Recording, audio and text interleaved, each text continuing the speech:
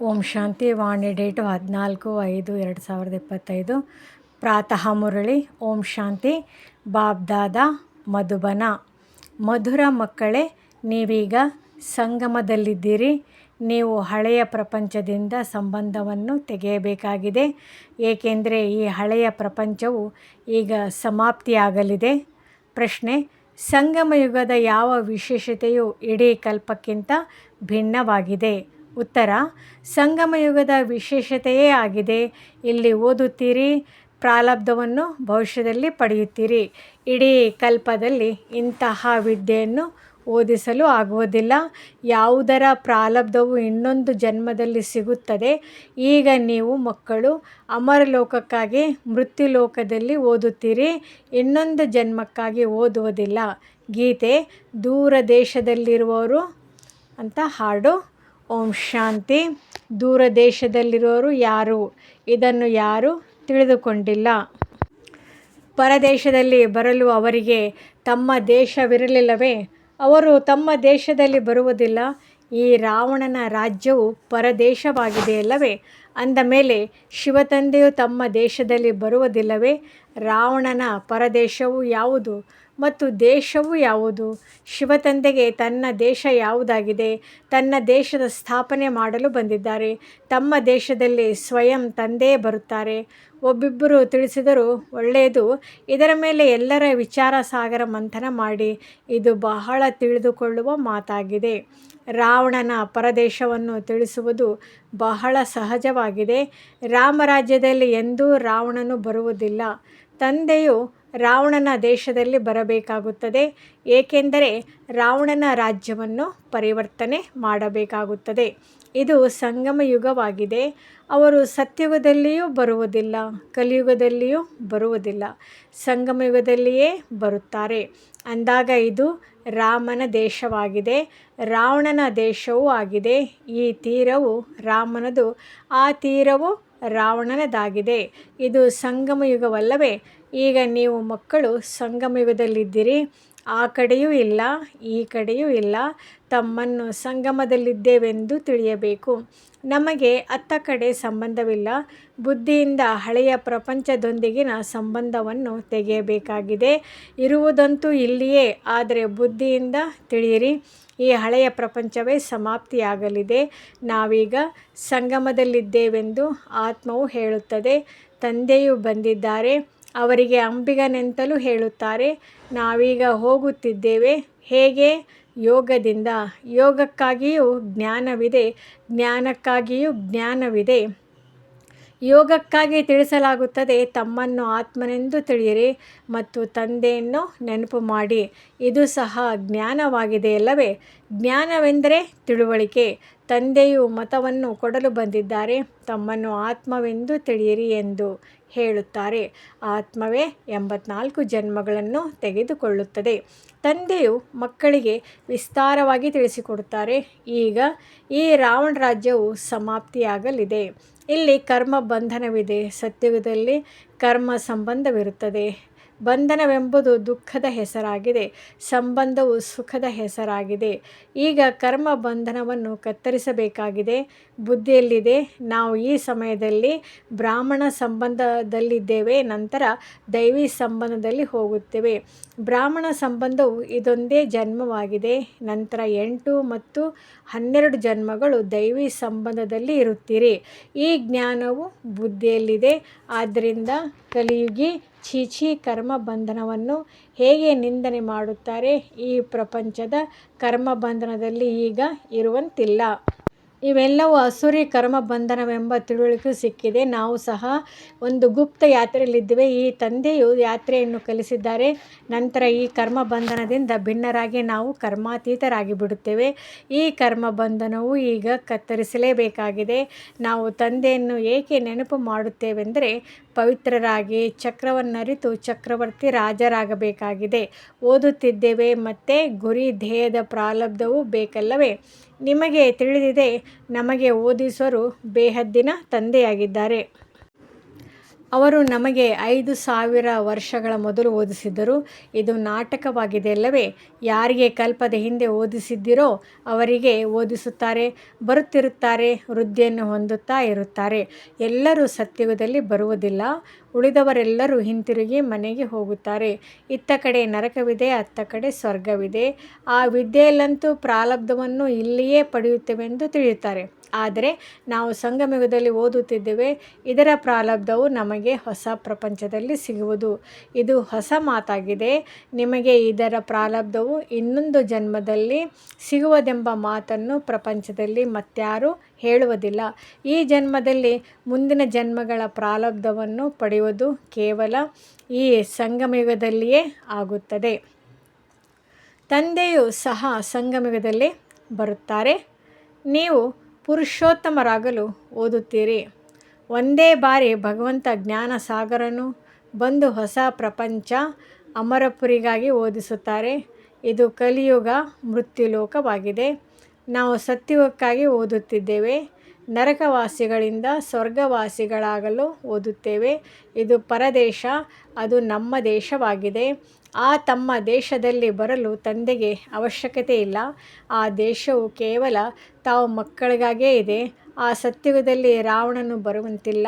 ರಾವಣನು ಮಾಯವಾಗಿ ಬಿಡುತ್ತಾನೆ ಮತ್ತು ದ್ವಾಪರದಲ್ಲಿ ಬರುತ್ತಾನೆ. ಆಗ ತಂದೆಯು ಮರೆಯಾಗುತ್ತಾರೆ. ಸತ್ಯುಗದಲ್ಲಿ ಯಾರೂ ಅವರನ್ನು ತಿಳಿದುಕೊಂಡಿಲ್ಲ. ಅಂದ ಮೇಲೆ ನೆನಪನ್ನೇಕೆ ಮಾಡುತ್ತಾರೆ?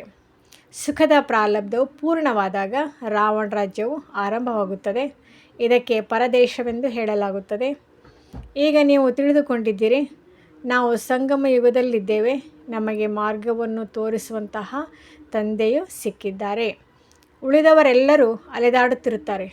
ಯಾರು ಬಹಳ ಸುಸ್ತಾಗಿರುವರೋ, ಯಾರು ಕಲ್ಪದ ಹಿಂದೆ ಮಾರ್ಗವನ್ನು ಪಡೆದಿರುವರೋ ಅವರೇ ಬರುತ್ತಾರೆ. ನೀವು ಮಾರ್ಗದರ್ಶಕರು, ಎಲ್ಲರಿಗೆ ಮಾರ್ಗವನ್ನು ತಿಳಿಸುತ್ತೀರಿ. ಇದು ಆತ್ಮಿಕ ಯಾತ್ರೆಯ ಮಾರ್ಗವಾಗಿದೆ. ನೇರವಾಗಿ ಸುಖಧಾಮಕ್ಕೆ ಹೋಗುತ್ತೀರಿ. ನೀವು ಮಾರ್ಗದರ್ಶಕರು ಪಾಂಡವ ಸಂಪ್ರದಾಯದವರಾಗಿದ್ದೀರಿ. ಪಾಂಡವ ರಾಜ್ಯವೆಂದು ಹೇಳುವುದಿಲ್ಲ. ರಾಜ್ಯ ಕೌರವರಿಗೂ ಇಲ್ಲ, ಪಾಂಡವರಿಗೂ ಇಲ್ಲ. ಇಬ್ಬರಿಗೂ ಕಿರೀಟವಿಲ್ಲ. ಭಕ್ತಿ ಮಾರ್ಗದಲ್ಲಿ ಇಬ್ಬರಿಗೂ ಕಿರೀಟವನ್ನು ತೋರಿಸಿದ್ದಾರೆ. ಒಂದು ವೇಳೆ ಕೊಟ್ಟರೂ ಸಹ ಕೌರವರಿಗೆ ಪ್ರಕಾಶತೆಯ ಕಿರೀಟವಿಲ್ಲ, ಪಾಂಡವರಿಗೂ ಸಹ ಕೊಡಲು ಸಾಧ್ಯವಿಲ್ಲ.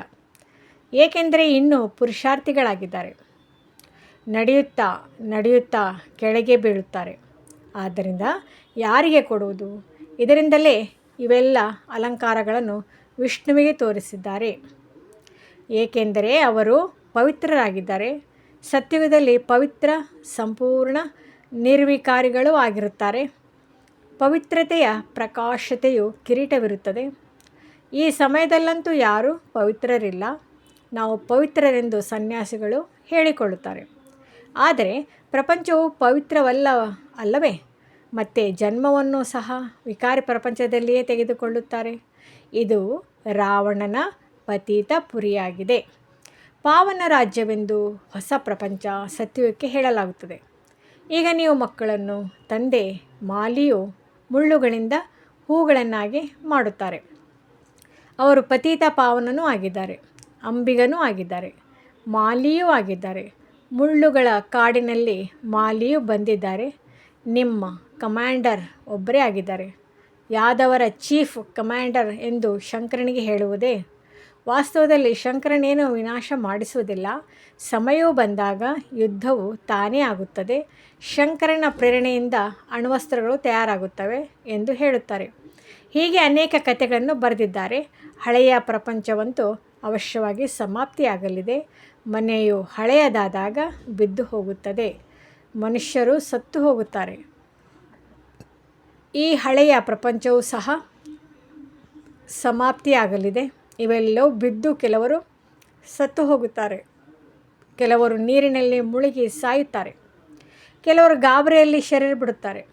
ಅಣುಬಾಂಬುಗಳ ವಿಷಗಾಳಿಯೂ ಸಹ ಅನೇಕರನ್ನು ಸಾಯಿಸುತ್ತದೆ.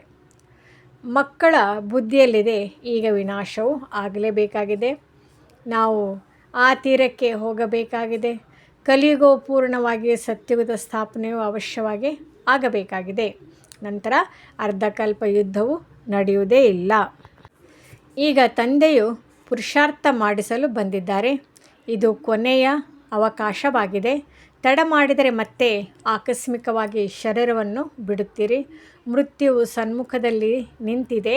ಮನುಷ್ಯರು ಕುಳಿತಿದ್ದಂತೆಯೇ ಆಕಸ್ಮಿಕವಾಗಿ ಸತ್ತು ಹೋಗುತ್ತಾರೆ. ಸಾಯುವುದಕ್ಕೆ ಮೊದಲೇ ನೆನಪಿನ ಯಾತ್ರೆ ಮಾಡಿರಿ.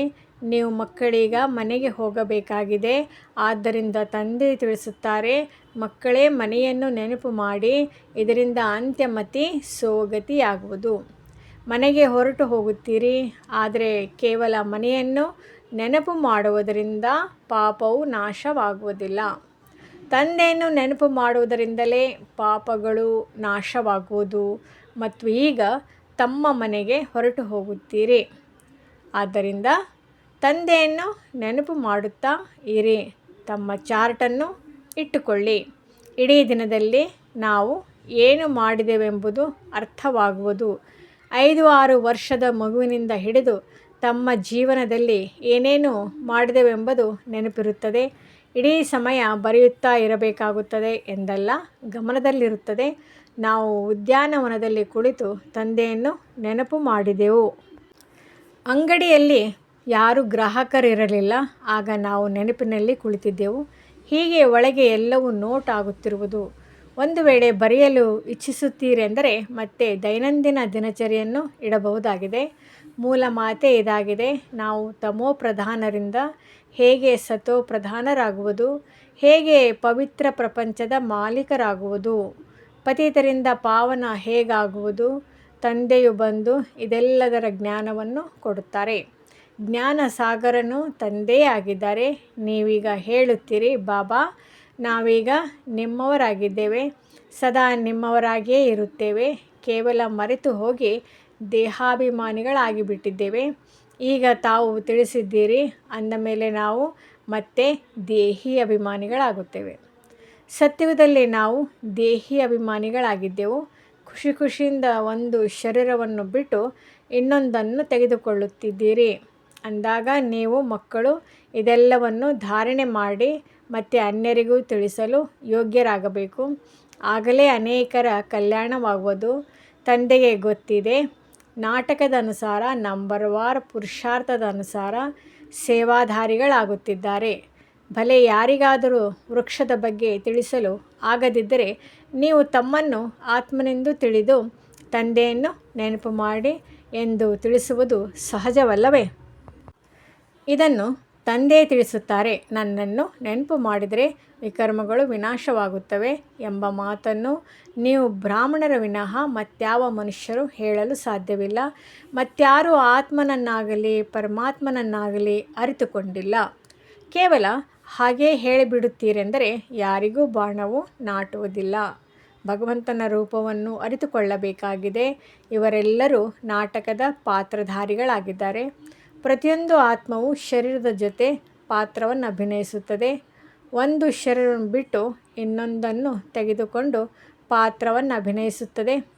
ಆ ಪಾತ್ರಧಾರಿಗಳು ವಸ್ತ್ರವನ್ನು ಬದಲಾಯಿಸಿಕೊಂಡು ಭಿನ್ನ ಭಿನ್ನ ಪಾತ್ರವನ್ನು ಅಭಿನಯಿಸುತ್ತಾರೆ. ಹಾಗೆಯೇ ನೀವು ಸಹ ಶರೀರವನ್ನು ಬದಲಾಯಿಸುತ್ತೀರಿ. ಅದರಲ್ಲಿ ಸ್ತ್ರೀ ಹಾಗೂ ಪುರುಷರ ಉಡುಪನ್ನು ಅಲ್ಪಕಾಲಕ್ಕಾಗಿ ಧರಿಸುತ್ತಾರೆ. ಇಲ್ಲಿ ಪುರುಷನ ವಸ್ತ್ರ ಅಂದರೆ ಶರೀರವನ್ನು ಧರಿಸಿದರೆ ಪೂರ್ಣಾಯುಸ್ಸು ಪುರುಷನಾಗೇ ಇರುತ್ತಾರೆ. ಅದು ಹದ್ದಿನ ನಾಟಕ, ಇದು ಬೇಹದ್ದಿನ ನಾಟಕವಾಗಿದೆ. ಮೊಟ್ಟಮೊದಲು ಮುಖ್ಯ ಮಾತನ್ನು ತಂದೆ ತಿಳಿಸುತ್ತಾರೆ. ನನ್ನನ್ನು ನೆನಪು ಮಾಡಿರಿ. ಯೋಗ ಶಬ್ದವನ್ನು ಸಹ ಕಾರ್ಯದಲ್ಲಿ ತರಬೇಡಿ, ಏಕೆಂದರೆ ಅನೇಕ ಪ್ರಕಾರದ ಯೋಗಗಳನ್ನು ಕಲಿಸುತ್ತಾರೆ. ಅವೆಲ್ಲವೂ ಭಕ್ತಿ ಮಾರ್ಗದ್ದಾಗಿದೆ. ಈಗ ತಂದೆ ತಿಳಿಸುತ್ತಾರೆ, ನನ್ನನ್ನು ನೆನಪು ಮಾಡಿ ಮತ್ತು ಮನೆಯನ್ನು ನೆನಪು ಮಾಡಿದರೆ ನೀವು ಮನೆಗೆ ಹೊರಟು ಹೋಗುತ್ತೀರಿ. ಶಿವತಂದೆಯು ಇವರಲ್ಲಿ ಬಂದು ಶಿಕ್ಷಣವನ್ನು ಕೊಡುತ್ತಾರೆ. ತಂದೆಯನ್ನು ನೆನಪು ಮಾಡುತ್ತಾ ಮಾಡುತ್ತಾ ನೀವು ಪಾವನರಾಗಿ ಬಿಡುತ್ತೀರಿ. ಅನಂತರ ಪವಿತ್ರ ಆತ್ಮವು ಹಾರುವುದು. ಎಷ್ಟೆಷ್ಟು ನೆನಪು ಮಾಡುವರೋ, ಸೇವೆ ಮಾಡುವರೋ ಅಷ್ಟು ಶ್ರೇಷ್ಠ ಪದವಿಯನ್ನು ಪಡೆಯುತ್ತಾರೆ. ನೆನಪಿನಲ್ಲಿಯೇ ಬಹಳ ವಿಘ್ನಗಳು ಬರುತ್ತವೆ.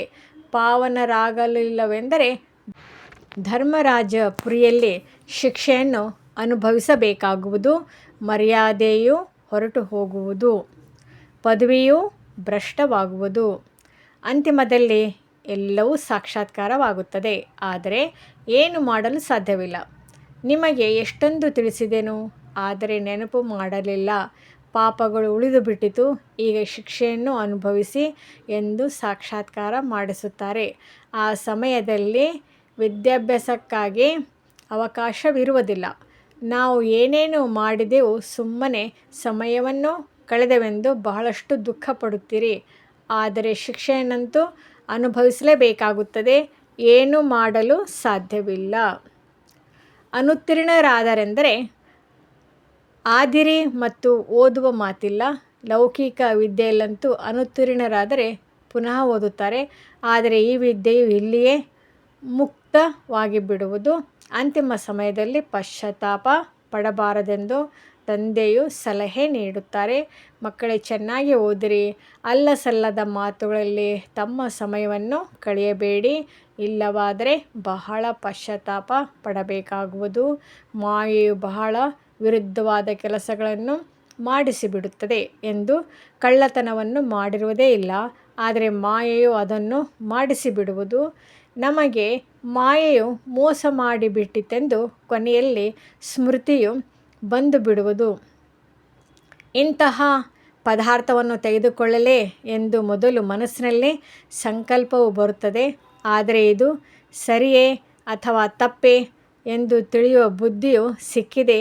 ಈ ವಸ್ತುವನ್ನು ತೆಗೆದುಕೊಂಡರೆ ತಪ್ಪಾಗುವುದು, ತೆಗೆದುಕೊಳ್ಳದೇ ಇರುವುದೇ ಸರಿಯಾಗಿದೆ.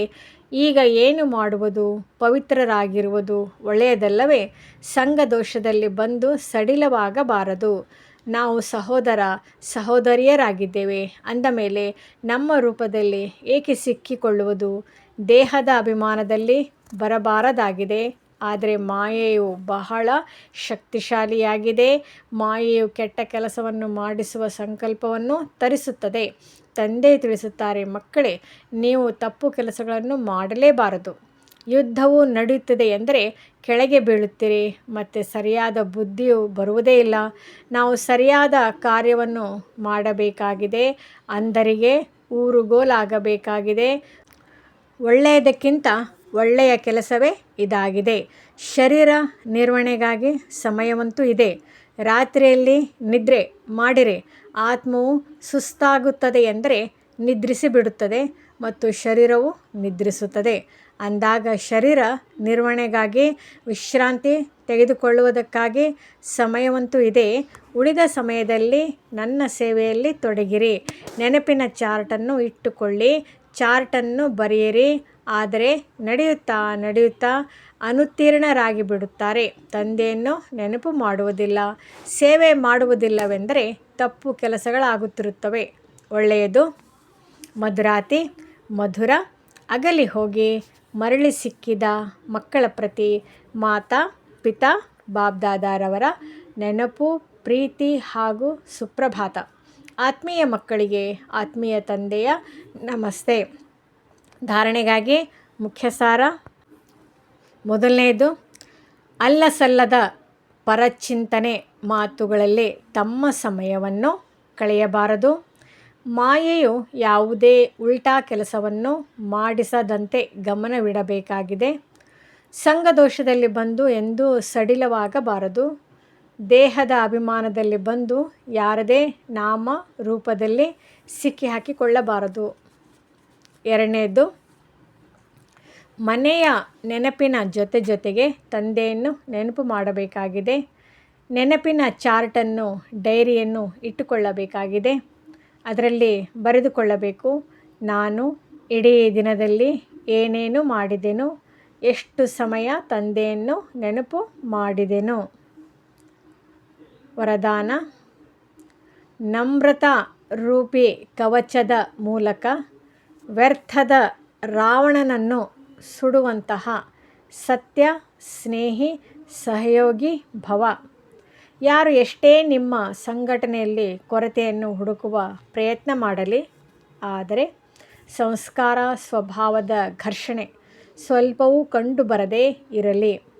ಒಂದು ವೇಳೆ ಯಾರೇ ನಿಮಗೆ ಬೈಗುಳ ಹಾಕಿದರೂ, ನಿಂದನೆ ಮಾಡಿದರೂ ನೀವು ಸರಿಯಾಗಿರಿ. ಯಾರಾದರೂ ಘರ್ಷಣೆಯಲ್ಲಿ ಬಂದರೂ ಸಹ ನೀವು ಅವರಿಗೆ ಸ್ನೇಹದ ನೀರನ್ನು ನೀಡಿ. ಇವರು ಏಕೆ ಹೀಗೆ, ಈ ರೀತಿ ಏಕೆ ಎನ್ನುವ ಸಂಕಲ್ಪ ಮಾಡಿ ಬೆಂಕಿಗೆ ಎಣ್ಣೆ ಸುರಿಯಬೇಡಿ. ನಮ್ರತೆಯ ಕವಚವನ್ನು ಧರಿಸಿಕೊಳ್ಳಿ. ಎಲ್ಲಿ ನಮ್ರತೆ ಇರುತ್ತದೆ ಅಲ್ಲಿ ಸ್ನೇಹ ಮತ್ತು ಸಹಯೋಗವು ಅವಶ್ಯಕವಾಗಿರುತ್ತದೆ. ಸ್ಲೋಗನ್: ನನ್ನತನದ ಅನೇಕ ಹದ್ದಿನ ಭಾವನೆಗಳನ್ನು ನನ್ನ ಬಾಬಾ ಎನ್ನುವ ಒಂದರಲ್ಲಿ ಸಮಾವೇಶವಾಗಿ ಬಿಡುವುದು. ಅವ್ಯಕ್ತ ಸೂಚನೆ: ಆತ್ಮಿಕ ಘನತೆ ಮತ್ತು ಪವಿತ್ರತೆಯ ವ್ಯಕ್ತಿತ್ವವನ್ನು ಧಾರಣೆ ಮಾಡಿ. ಆತ್ಮಿಕ ಘನತೆಯ ಫೌಂಡೇಶನ್ ಸಂಪೂರ್ಣ ಪವಿತ್ರತೆಯಾಗಿದೆ. ತಮ್ಮೊಂದಿಗೆ ಕೇಳಿಕೊಳ್ಳಿ. ಆತ್ಮಿಕ ಘನತೆಯ ಮಿಂಚು ಮತ್ತು ಹೊಳಪು ನಿಮ್ಮ ರೂಪ ಅಥವಾ ಚರಿತ್ರೆಯಿಂದ ಪ್ರತಿಯೊಬ್ಬರಿಗೆ ಅನುಭವವಾಗುತ್ತದೆಯೇ? ಜ್ಞಾನದ ದರ್ಪಣದಲ್ಲಿ ತಮ್ಮನ್ನು ನೋಡಿಕೊಳ್ಳಿ. ನನ್ನ ಮುಖದಲ್ಲಿ ನಡತೆಯಲ್ಲಿ ಆತ್ಮಿಕ ಘನತೆ ಕಾಣಿಸುತ್ತದೆಯೋ ಅಥವಾ ಸಾಧಾರಣ ನಡತೆ ಮತ್ತು ಮುಖವು ಕಾಣಿಸುತ್ತದೆಯೋ?